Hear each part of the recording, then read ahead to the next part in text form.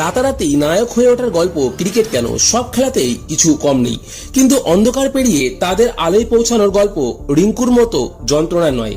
শুধু ক্রিকেটের টানে মাঠে থেকে না গেলে হয়তো এই রিঙ্কুকে কেউ চিনতই না।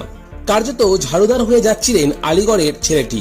রিঙ্কুর বাবা বাড়িতে বাড়িতে এলপিজি গ্যাস পৌঁছে দেওয়ার কাজ করতেন, আর তার দাদা চালাতেন অটো, আর এক দাদা কোচিংয়ে পড়াতেন।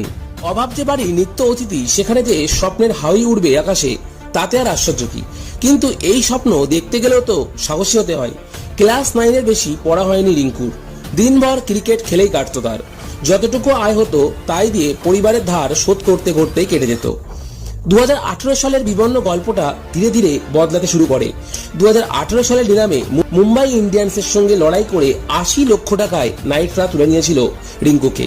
তখন অনেকেই প্রশ্ন করেছিল কেকেআরের মনোভাব নিয়ে।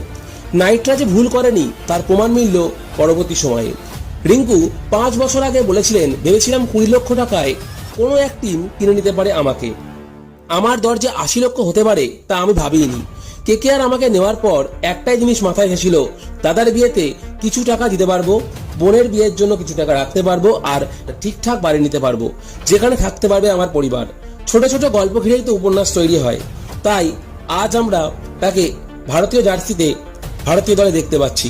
এশিয়া কাপের শেষ 4টাই হয়তো তার একটি প্রকৃষ্ট উদাহরণ তার সফলতার।